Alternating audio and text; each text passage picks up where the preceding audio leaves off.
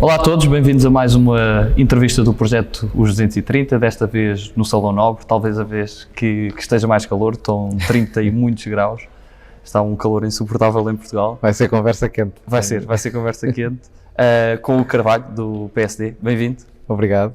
E já tínhamos falado uma vez, antes das eleições, na altura por Instagram, um direto que fizemos, as coisas também foram mudando. O que é que achas que mudou mais da anterior legislatura para esta em termos de dificuldade? É muito diferente ser a oposição de um governo de maioria absoluta? Bom, para mim muda logo o estar aqui. Eu costumo dizer que foi um pouco de mandato, porque foram só 2 anos e mesmo nesses 2 anos, nós fomos eleitos em outubro, portanto em 2019, entretanto formar comissões, o trabalho de início parlamentar de legislatura que dura ali até dezembro, Natal e tal, e em janeiro começamos em normalidade absoluta e em março somos trancados em casa com a pandemia e portanto quase não vinhamos cá, ou quando vinhamos era tudo muito limitado e foi uma habituação. Agora, a maior diferença é poder já estar aqui quase em pleno, ainda com algumas limitações de vez em quando, e claro, para a maioria absoluta o trabalho parlamentar é muito diferente. Eu recordo-me ainda assim, com estas limitações que eu disse, de nós conseguirmos fazer muita coisa até na área do ambiente com coligações negativas, a convencer o Bloco, a negociar com o PAN, o PS também, portanto foi uma coisa divertida, parlamentar de facto, parlamentar realmente, em que ideologias à parte ou não, nós tínhamos um trabalho de negociação parlamentar e que foi muito engraçado e que agora vê-se muito menos ou é muito mais difícil porque há uma maioria absoluta e portanto isso é claro. E o trabalho cá na Assembleia é um trabalho completo, digamos assim, ou seja, toca também em várias áreas e às vezes tem que lidar com coisas diferentes de semana para semana. O que é que aqui dentro te dá mais prazer fazer e que sentes que tem mais efeito? Aqui o que me dá mais prazer fazer é energia. É o setor da energia. Eu sou engenheiro eletrotécnico. Há um tempo que não pegava a sério nas matérias de energia, por causa do percurso, depois tive pelo Conselho Nacional de Juventude e não sei o quê. Mas o que me tem dado mais gosto é isto, até porque, primeiro porque há 2 temas aqui que me são queridos, que são temas, os 2 de futuro em todos os aspectos. Um é este da transição energética e o outro é a transformação digital. E que me são caros e que têm a ver com o futuro porque têm os 2 a ver com a economia futuro, com empregos de futuro, com oportunidades de futuro e, portanto, são coisas que eu gosto de fazer verdadeiramente aqui. E depois há os temas que eu sempre fui tendo aqui. Não é? Eu venho de um percurso associativo estudantil grande e, portanto, gosto sempre de estar ligado aqui a alguns temas da área da educação, especialmente do ensino superior de ciência. E na economia tinha esta parte mais da inovação, estive muito ligado à transposição do Código das Comunicações Eletrónicas ainda na legislatura passada, que agora foi continuado nesta sessão. Portanto, tenho feito muitas destas coisas assim, mais técnicas, e depois dá sempre gozo ir ao terreno, não é? Ir visitar os meus concelhos agora no Distrito de Viseu, que é de onde eu verdadeiramente sou, e fazer trabalho com os presidentes de Câmara, com os autarcas, com as populações, de coisas que fazem falta e que não aparecem. Às vezes uma pessoa da nossa idade pergunta como é que é possível isto ainda estar assim, não é? E já vamos falar um pouco da tua parte mais associativa, mas falando da área e da tua formação que estudaste na FEUP, no Porto, sentes que a política ainda demora a transitar para uma maior diversidade em termos de áreas de formação que se vê em órgãos de decisão? Nós costumamos brincar com isso, que isto está feito por advogados e professores, não é? Costumava-se brincar, até os meus pais diziam isso em casa, às vezes. Eu acho que há diversidade, quer dizer, que cada vez, e há diversidade até nos perfis, eu acho que sim. Eu acho que os partidos têm procurado fazer isso, todos os partidos, e eu vejo muitos advogados, de facto, também vejo muitos professores, já disse ao meu pai várias vezes, mas também vejo muitos engenheiros e, portanto, eu acho que isso, a nível de perfil e de experiência de vida, que se encontra muita coisa por aí, não só aqui dentro do Parlamento, não é? E sentes que no teu curso, na altura que estudaste, havia mais dificuldade em encontrar pessoas com maior interesse pela política e pelo panorama, pelas discussões nacionais que normalmente se verifica, Ou já sentias que havia esse fervor de participação? Eu acho que é uma questão, para mim, foi uma questão geracional, a participação. Não teve a ver com o curso, especificamente. Apanha-se sempre, em todo o lado, acho eu, pessoas da nossa geração que têm maior ou menor divórcio da política partidária. O que eu sempre encontrei na geração foi pessoas a participar cada vez mais. Eu sou super contra a ideia de que os jovens não querem fazer nada, que não querem saber, que não sei o quê. Aliás, é a frase das frases mais antigas de sempre, que é que os jovens não querem saber e tal, porque são os mais velhos que as dizem. Se calhar nós vamos dizer isso sobre os nossos netos um dia, porque não os compreendemos. Não é? Então, se calhar eu vou andar avô rabugento, a dizer estes putos não sabem o que é bom, não sei o quê. Epá, eu acho que não. Nunca tivemos tanta gente no intercâmbio, no desporto, no associativismo, a fazer projetos como vocês fazem. E eu acho que isso é participar. Não se participa tanto nos partidos. Isso é verdade. E não são as pessoas que estão mal, são os partidos. Os partidos é que estão muito mal. E, portanto, é essa lógica de nós trazermos pessoas para a participação. Eu acho que nós, na nossa geração, não temos problemas com isso. Trazê-las para a política, aí temos um obstáculo. E é um obstáculo que é um caminho que tem que se fazer das pessoas para cá e dos partidos para as pessoas. Mas fundamentalmente com uma ideia. E eu fazia muito isso e continuo a tentar fazer isso. Filiem-se, porque... E não me interessa o partido. Não estou a pedir a ninguém, nem nunca pedir a ninguém neste contexto para se filiar especificamente no meu partido. Mas se os jovens fossem todos filiados, nós já mandávamos isto há mais tempo. Para falar assim, português curto e grosso, porque os partidos são organizações de pessoas. E são organizações sempre das mesmas pessoas e das pessoas que entraram lá há 40 anos e que ainda lá estão, a coisa não vai mudar muito. Só muda com pessoas novas. E as pessoas novas ou fazem parte ou estão à parte. E, portanto, essa missão, é importante haver esse espírito da nossa parte, jovens, a ir para os partidos. Como é importante haver nos partidos, nem é a abertura, porque as pessoas que estão nos partidos são portugueses... Eu ia dizer portugueses bons, mas depois confundo-se com os portugueses de bem do André Ventura. Eu não quero nada dessa confusão. Mas são pessoas, são tugas, são pessoas boas, bem intencionadas, com certeza. E, portanto, não há ali ninguém a pôr telhados de vidro, nem muros altos, nem coisas do género. Eu acho que tem que ser muito mais sobre a oportunidade que se dá dentro das estruturas partidárias às pessoas de fazerem coisas fixes que elas gostem. Eu sempre encontrei essa oportunidade no associativismo. Conheci países por todo lado, discursei na ONU não sei quantas vezes, tive oportunidades e gostei de lá estar. Eu acho que nós precisamos fazer também mais disso dentro das organizações partidárias e do que se pode fazer, do que alguém pode fazer como militante de um partido. E se fizermos nós esse esforço e as pessoas também fizerem o esforço, estar disponíveis para estar aqui, então a democracia fica muito mais rica, porque eu acredito que ela tem que se fazer com partidos. E o associativismo foi uma coisa que também te fez crescer, porque estiveste em várias experiências. Estiveste na FEUP, depois estiveste na FAP, na FADU e por fim também no CNJ. Sim. Como é que achas que estes diferentes posições e também a lidar com diferentes desafios te moldaram também enquanto pessoa? Eu fiz quase tudo no associativismo, não é? Desde o desporto, a organização da queima, das fitas, dos mais lúdicos aos menos lúdicos, à política educativa, ao desportivo e depois finalmente no CNJ, em que não só se ganha uma consciência geral do país e de todo o associativismo, porque no fundo se representa desde as juventudes partidárias aos sindicatos, aos movimentos confessionais, aos movimentos de base desportiva, estudantil, os escuteiros, enfim, tudo lá está e ganha-se uma percepção de geração de coisas que nós às vezes não teríamos muito provavelmente não teríamos a oportunidade de contactar com. E com jovens, aliás, foi no CNJ que eu fiquei adepto fervoroso do voto aos 16 anos, porque eu conheci jovens absolutamente brilhantes aos 16 anos, muito melhores do que eu era, ou que alguma vez fui com 16 anos. E, portanto, isso ajudou-me imenso. E depois a outra vertente, que foi a vertente internacional, no Conselho Nacional de Juventude, em que acabava por representar os jovens portugueses a nível da União Europeia, ao nível da CPLP, ao nível do Espaço Ibero-Americano, ao nível do Espaço das Nações Unidas.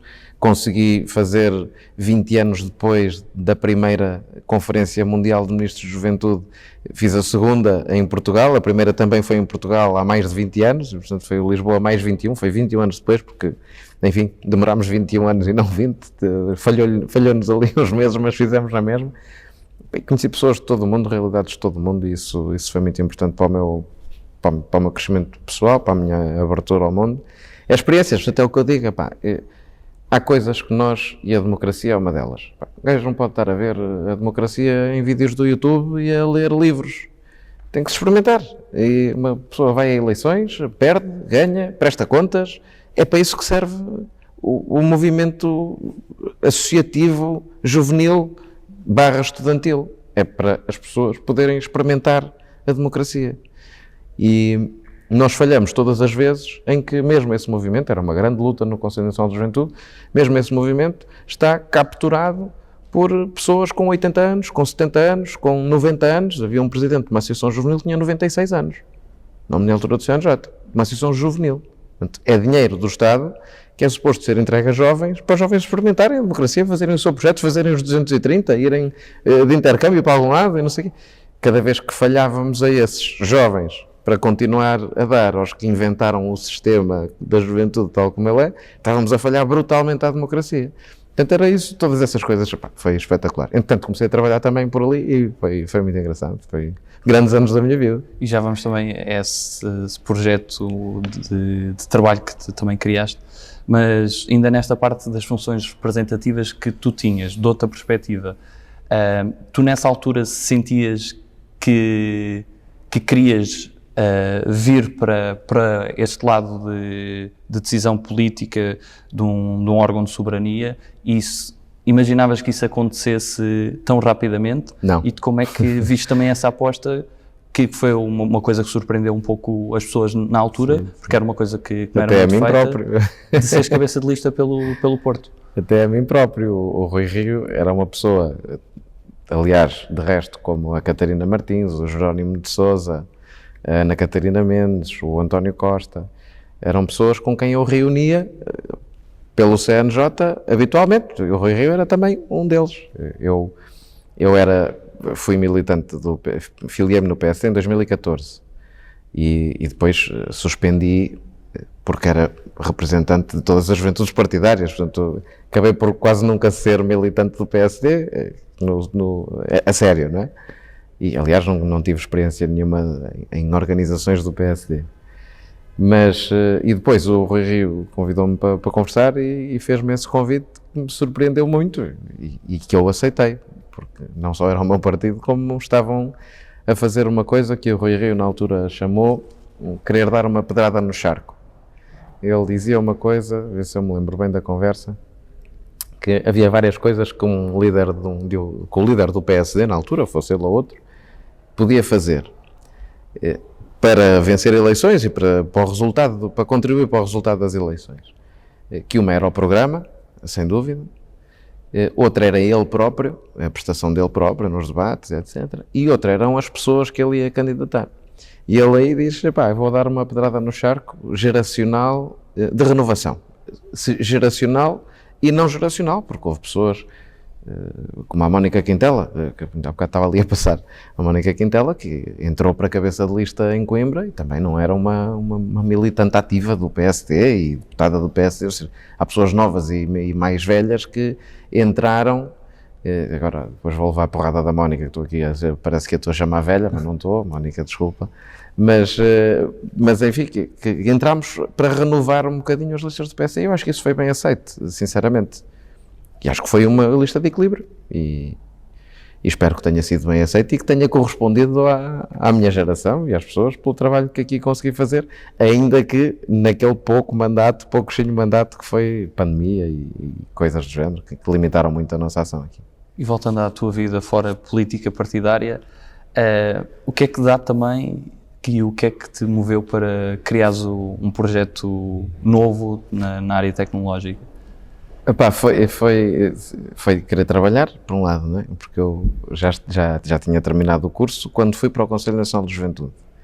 O primeiro mandato ainda me dediquei ali em exclusivo ao Conselho Nacional de Juventude, também tinha ali, ainda era novo, e ainda tinha ali a preciosa ajuda dos meus pais, que me conseguiu, bem, dedicar full time ao Conselho Nacional de Juventude. No meu segundo mandato, quis começar a trabalhar e há um amigo meu que estava de Viseu, colega meu de Viseu de escola, que sempre esteve ligado a esta área da tecnologia, das startups, etc. Estava a começar um projeto novo e eu juntei-me como a pessoa que, na altura brincávamos como o Chief Happiness Officer, portanto, como a pessoa que não programava e tratava de tudo o resto que não era programar. E, portanto, pá, foi muito engraçado. Nós, no fundo, e ainda é a empresa, ainda é uma grande consultora, que nós, no fundo, fazíamos startups para grandes grupos económicos.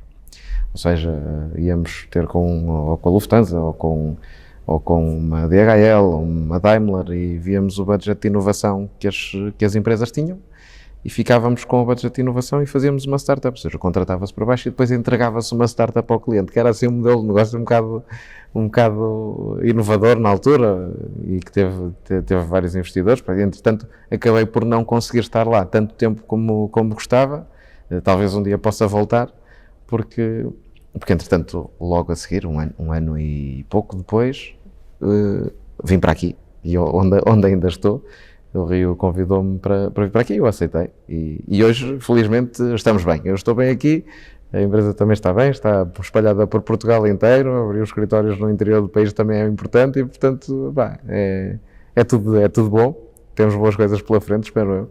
E naquelas conversas mais filosóficas, às vezes menos sóbrias, neste caso estamos os dois bem sóbrios, fala-se muito do sentido da vida. Ainda estamos antes do almoço. Antes do almoço já era um pouco doentio, já estávamos com essas práticas. O almoço sexta-feira em Portugal é complicado. Também já começa quase o fim de semana, estou com este calor. Às vezes estava a brincar com a coisa da semana dos 4 dias do Costa, quando António Costa disse que ia para a semana dos 4 dias, alguém lançou aí a piada. Bem, agora à sexta-feira já se fazia pouco depois do almoço, agora vai ser à quinta depois do almoço. Então, já não sei quem é que estava para aí a fazer piada, vamos ver a piada do corredor, agora lembraste. Desculpa. É sempre menos, com a chegada do fim de semana já é menos produtivo. Mas o que queria perguntar é, ou seja, fala-se muito daquela questão do sentido da vida que encontramos, de haver ali um momento na vida em que nós percebemos o que é que queremos fazer com ela. Achas que já chegaste lá, já percebeste o que é que queres fazer? Não, certeza absoluta. Ainda estás muito à descoberta? Epá, estou e mando essa mensagem para toda a gente que a queira ouvir. Eu acho que nós, especialmente, eu encontro até via muita diferença da minha geração para a da minha irmã. As gerações já não são de 10 anos, são de 2, né? E, epá, a minha irmã não sabe, quase não sabia, por poucos anos não sabia o que era ter teclas num telemóvel, né? E o meu caía ao chão no recreio e desfazia-se em 40 peças, bateria para um lado e teclado para o outro, não sei o quê. Portanto, há aqui uma decalagem grande em poucos anos geracional. Eu acho que estou aqui no limiar, mas muita da malta que veio a seguir a mim foi muito pressionada, acho eu, a tentar encontrar isso, o sentido da vida, logo no secundário. Pá, a malta tem tempo para se encontrar e tem decidido muito cedo, e tem que saber que é normal não se encontrar, pá, explorar, ir para a faculdade, claro, tirar um curso que gosta ou que entenda que lhe possa dar futuro, mas pá, nada é fechado na vida, eu não acredito nada nisso. Eu acho que as pessoas têm qualidades para fazer uma série de coisas, logo que tenham, voltamos à conversa de há bocado, logo que tenham oportunidades e que sejam desafiadas. Nós vamos ser, eu seria sempre mau se não me desafiassem. Se eu não tivesse o desafio de ter sido presidente do CNJ, provavelmente hoje não era político, e se não tivesse tido o desafio de ser presidente da associação, não tinha sido do CNJ. E as coisas foram acontecendo por ali. Mas eu acho que nós não temos que ter isso fechado na vida. O meu grande sonho é ser músico e se calhar ainda vou concretizá-lo, espero eu. E pronto, era ser músico, sempre foi a música, sempre foi a minha grande paixão, e sinto-me bem a fazer o que estou a fazer. Eu gosto é de me sentir útil. Eu acho que isso é uma coisa de personalidade, não é uma coisa de profissão e o que é que uma pessoa quer fazer na vida. E eu acho que a malta mais nova que eu e muitas gerações que além dessa pressão na escola, em casa e etc, que até têm pela escola, não é? Os pais, eu costumava brincar até quando era presidente do CNJ com os pais que diziam, pá, os miúdos não têm, já nem se brinca, só querem televisão, só querem não sei o quê, só querem Facebook, só querem telemóvel, na altura, só querem Facebook, só querem telemóvel. Os meus primos ficavam mais velhos, ficavam sentados à frente da televisão até aquilo dar o fim de transmissão com as corzinhas, com as listas às cores e não sei o quê, e só queriam televisão. E antes também é como a frase de há bocado. Mas ao mesmo tempo, cada vez mais há menos tempo livre para as pessoas se descobrirem. Vão entrar na escola às 9 e sai às 7. E não há tempo livre, não há ir para casa, querem brincar na rua, se têm os miúdos na escola com uma carga de aulas brutal de não sei quantas horas por dia e depois ainda vão para o ATL e depois vão não sei o quê. E os pais têm culpa, os trabalhos dos pais também não lhes permitem muito mais flexibilidade. Portanto, quer dizer, esta coisa da pressão que a malta teve e que é uma coisa muito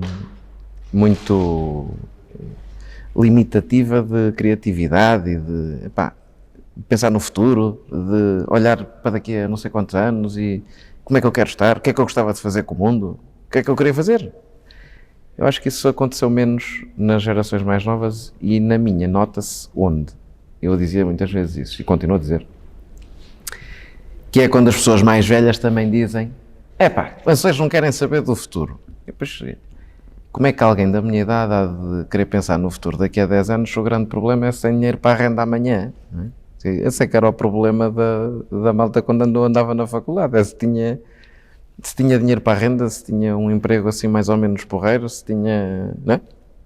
Não era uma preocupação há 10 anos, era uma preocupação há uma semana e há um mês.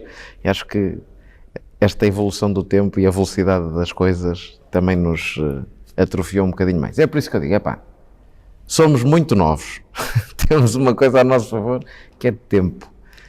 E espero ter todo o tempo do mundo para descobrir mais coisas que eu queira ser e queira fazer, e acho que quem é novo e está no liceu a tentar perceber que curso é que deve tirar na faculdade e ainda não conseguiu perceber, não tem mal nenhum. Estão à vontade, não se vai passar nada. Se forem para um curso que não gostam, têm tempo para tirar outro, E o país só tem que... A minha função aqui é tentar que o país dê oportunidades para as pessoas poderem fazer isso e depois poderem ser produtivas numa coisa que gostem de fazer, porque ninguém é produtivo numa coisa que não gosta de fazer. Quem não gosta de fazer uma coisa porque é cada um, não é? E isto tudo se conjuga. Eu nessas coisas gosto que a malta se encontre à vontade. Não gosto de pressões. E a criatividade também encontras na música porque começaste cedo? Cedo, 4 anos, 4 ou 5 anos. Sempre quis ser baterista, diz a minha mãe, sempre, porque batia em tudo e mais alguma coisa. Uma parecença com o Rui E aos 5 anos eu não sei o quê, uma parecença com o Rio. Eu aos 5 anos queria ir para a bateria e não sei o quê.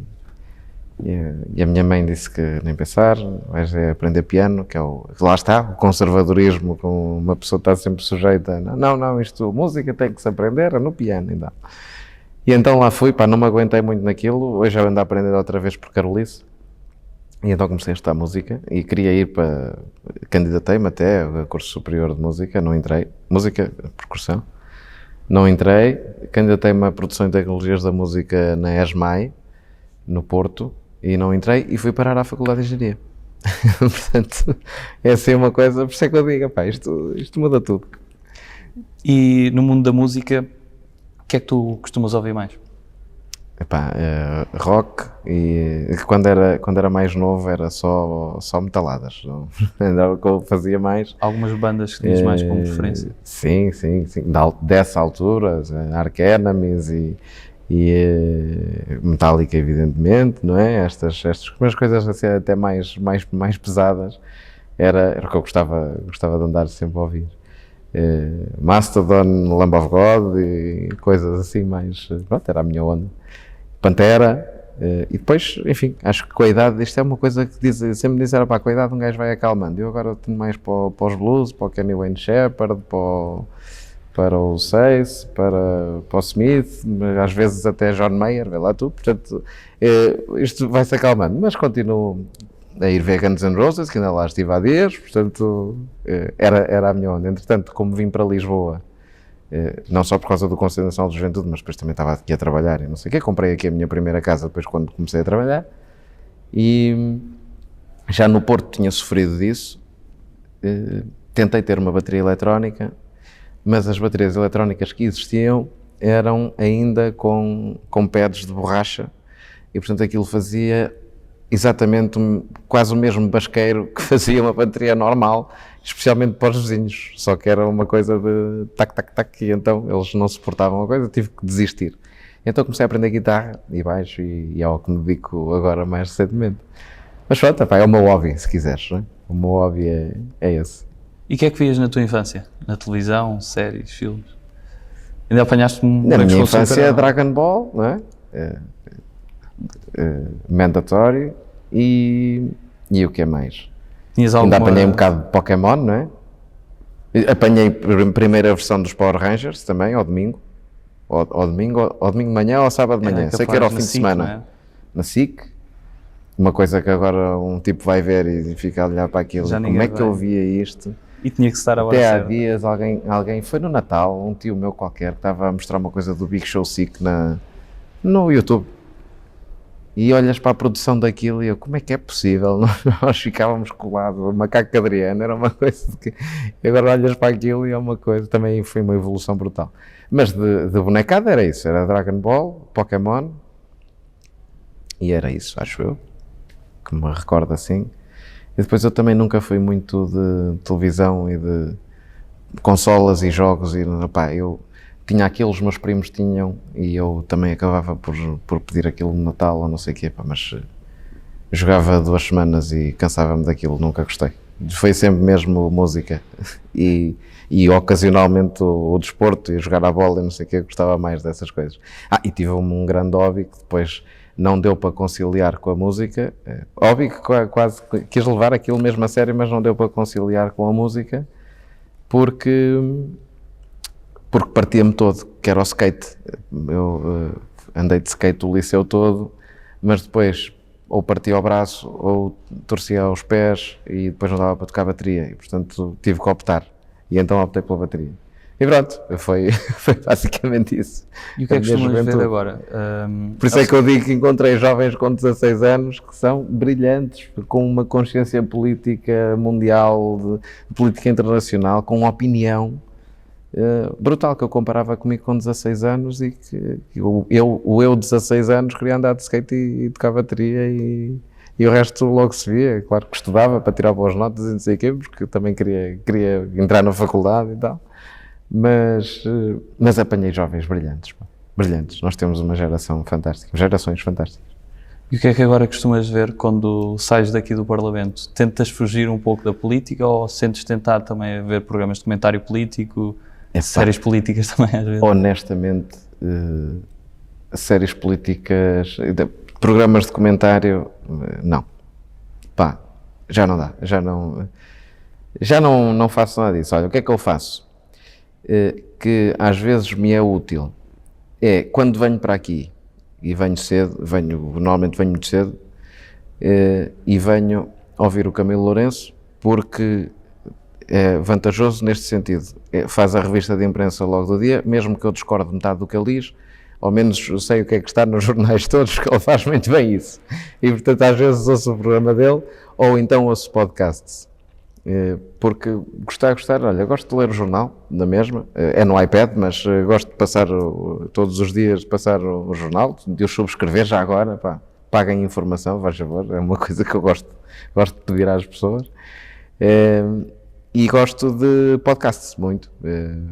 Algum favorito? Vou ouvindo muitas coisas, desde os podcasts do Economist a coisas mais de comédia. Gostava muito de um produto que depois ficou, não sei se continua a existir ou não, ou eu é que deixei de o ouvir, do P24, que era o jornal do dia em áudio, que era do Ruben, foi o Ruben Martins que o criou. E enfim, pá, mais para o áudio, mas se puder ouvir música, ouço música. Em termos de séries, talvez a que eu tenha visto foi o Borgen, assim de política, o House of Cards, que também me cansei um bocado a meio daquilo, ficou assim um bocado E tu vês, falando um pouco, surreal. falando um pouco de Borgen, também é mais relacionado com a política europeia e tem aquela temática de cada episódio ser um bocado de dilema, muitas vezes também Sim. a questão com a comunicação social que eles fazem. Sentes que há muita coisa que tu vês ali que já viste acontecer? Sim, sim. Muita? Sim. Fosse isto um sistema eleitoral que produzisse minorias como aquele produz. Minorias, coligações de grupos parlamentares, todos eles minoritários, não é? Raramente há maiorias absolutas, são coligações do mais diverso que pode haver.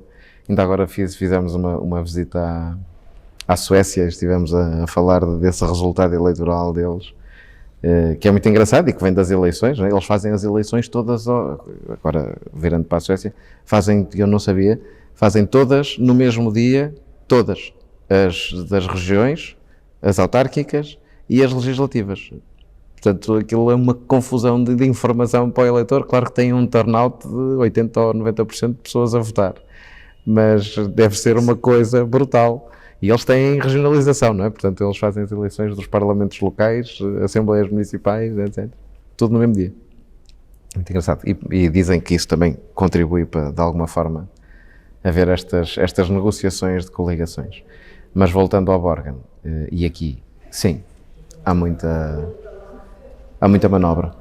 Quem é que achas que são os moderados manobra na política portuguesa? Os moderados, isso é preciso ter cuidado, porque os moderados, por exemplo, os moderados na Suécia são o Chega, não é? Quase, alguns deles. Os moderados, nós temos um centro moderado, acho eu. Eu acho que é isso que é preciso reconhecer em Portugal, é que nós temos uma força moderada que é enorme, do PS ao PSD. E acho que os radicais estão aí bem assinalados, não é? À esquerda o PCP e o Bloco, e à direita o Chega, como é lógico. Nós temos uma grande força de moderação, acho eu, e acho que é da nossa sociedade. Por isso é que eu digo que eu tenho uma geração espetacular e que há tugas bons em todos os partidos, ou na generalidade dos partidos, que são pessoas bem intencionadas e que querem fazer coisas. E eu encontro isso aqui na Assembleia sempre. E depois também há as pessoas que, dentro, como dizia o Churchill, não é? Os nossos inimigos estão aqui, os adversários estão ali, não é? Sabes essa? Já encontrei muitas vezes isso também, dentro do meu partido e dentro de outros partidos, as histórias que se vão contando por aqui.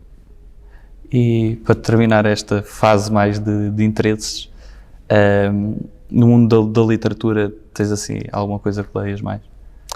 No mundo da literatura, livros de... Agora, ultimamente, por acaso aí, já vou ler política. Curiosamente, agora estás-me a lembrar... Biografias? Estás-me a lembrar disso. Não, ensaios? biografias tenho a do Churchill a meio, que é muito engraçada. Muito engraçada. Aquilo é quase à base de piadas dele com a mãe, etc. Não, mas aí já caio mais para a política, para o Yasha Monk, para o Innerarity, para... toda a gente leu os Sapiens, não é? E isso já não é muita política, mas é visão de futuro e não sei o quê. Mas aí já vou, curiosamente, já gosto mais de coisas mais técnicas. Ler um do Susskind, que é o Future Politics, que é muito engraçado. Tem uma visão muito, muito engraçada do que é que os partidos deviam ser no século XXI. Também é muito engraçado. E de economia também. Quer dizer, anda ali. Por acaso, nos livros já não fujo. Nas séries fujo. Se for possível ver comédias e não sei o que é o que eu fico a ver. Até para descansar um bocado a cabeça. Mas nos livros não. Nos livros já gosto de ver umas coisas mais técnicas. Estava-me a lembrar assim um último porreiro que tenha lido. Há ali o Angrynomics há pouco tempo. Acabei-o há pouco tempo. Tinha deixado a meio. Que é muito fixe. Angrynomics, é de dois economistas, tem assim uma visão muito engraçada de uma coisa que se trata quase por todos os filósofos, cientistas políticos e não sei o quê agora, que é o tema da indignação das pessoas, não é? A indignação com o sistema, a indignação com a economia, o facto disto não funcionar para nós, não é? Nós pagarmos o sistema e ele não nos dá o que nós gostávamos que desse. E exploram isso muito bem, é muito engraçado. assim, de repente, é o que podia dizer. E já estamos quase na hora do almoço. Quem é que é aquela personalidade, seja nacional, seja internacional, com quem nunca tiveste o prazer de almoçar e gostavas de ter essa oportunidade? Ui, personalidade com quem gostava de almoçar. Seja da política, seja fora da política. Não, eu acho que ou dizia o Ozzy Osbourne, deve ser um tipo cheio de histórias, que eu gostava muito de conhecer. Eu acho que ficava por aí. E o que é que lhe perguntavas? Tipo, ou então, não, definitivamente, bem, se pudesse ser a três, talvez com o Ozzy Osbourne e com o Neil Young. E o que é que perguntavas? O Neil Young tem uma das minhas músicas favoritas, que é Rocking in the Free World, e que é uma música muito política sobre um discurso de um presidente americano que dizia que we got 1,000 points of light, que era, no fundo, as pessoas, cada pessoa dos Estados Unidos era um ponto de luz for the homeless man, para os mais desfavorecidos, que é uma coisa com que eu me identifico muito, e que foi a música que eu comecei a ouvir na altura. Há bocado perguntaste dos desenhos animados e não sei o quê. E eu cresci ali numa altura em que automaticamente nós íamos à Valentim de Carvalho, não sei se ainda te recordas disso, à Valentim de Carvalho comprar o CD do Eminem ou comprar o CD dos Linkin Park, uma coisa desse género. E eu começo ali a ter a minha primeira banda e não sei o quê, em que a malta já se organizava para ter uma banda no fundo era o new metal na altura, porque tinha o baterista, tinha o guitarrista, não sei o quê, mas tinha que ter um DJ também. Era assim uma coisa, era o que a minha geração andava ali a fazer, era assim um bocado eletrónico, era o new metal, como se dizia, e onde, inspirado lá pelos Limp Bizkit e etc, e pelos POD e tudo mais. E eu comecei a ter ali a minha primeira banda com um tipo que era muito do grunge. E então comecei a ouvir rock mais clássico por causa do Neil Young, por causa da Rocking in the Free World. E que é um tipo que já proibiu o Trump de usar a música em comícios, por exemplo, já aconteceu. E é um tipo são tipos com opinião. Eu gosto de tipos com opinião. E acho que estava um bom almoço. Para entrarmos na reta final, se pudesse resumir Portugal numa palavra, que palavra é que escolhias? Tolerância. E para terminar, que mensagem é que gostarias de deixar a todos os portugueses? Pelo menos os que vêm. Todos os portugueses, e que espero que sejam muitos e cada vez mais a ver, porque isto é um projeto fantástico. Não há muitas montras aqui que sejam menos convencionais, como é esta, das pessoas que cá estão, e de lembrar as pessoas que aqui também estão pessoas. Uma pessoa não quase que passa de besta a bestial, ou de bestial a besta, conforme está na política ou não. E isso é injusto. Muitas vezes as pessoas dizem isso com justiça, e com a sua razão pode dizer, mas é injusto, na maior parte dos casos. E a mensagem que eu tenho que deixar para as pessoas é: venham para os partidos, por favor, porque o sistema democrático não vai mudar, é o melhor que temos, como diz o outro, não é? Mas não vai mudar sem os partidos, e os partidos não vão ter agenda para mudar se não forem renovados de mentes novas, de pessoas novas, especialmente das mais novas, é por isso que eu digo os mais jovens, quer dizer, se os partidos tiverem uma média de idade, um cisma grisalho, não é? Se tiverem uma média de idades dos 50 aos 60 anos, obviamente vão ter muito mais dificuldade em lidar com blockchain, com plataformas digitais, com tudo o que nós temos pela frente a nível digital, de regulação digital, do que temos que fazer com criptomoedas, enfim. E, portanto, eu acho que está tudo a concorrer para que a nossa geração tenha que estar aqui. Nós temos que estar aqui. E não há medo nenhum, nem há mal nenhum em estar aqui, em fazer parte de um partido, e isto não vai mudar sem mais pessoas a pensar de outra maneira, a fazer coisas diferentes, e essa é a mensagem que eu posso dar, porque a minha esperança no país é as pessoas virem para aqui, porque o resto é automático, porque lá está, o meu país tem pessoas muito boas. Terminamos a tua entrevista desta forma. Hugo, muito obrigado. Obrigado eu. Até uma próxima. E nós voltaremos em breve com mais entrevistas aqui na Assembleia da República. Até à próxima.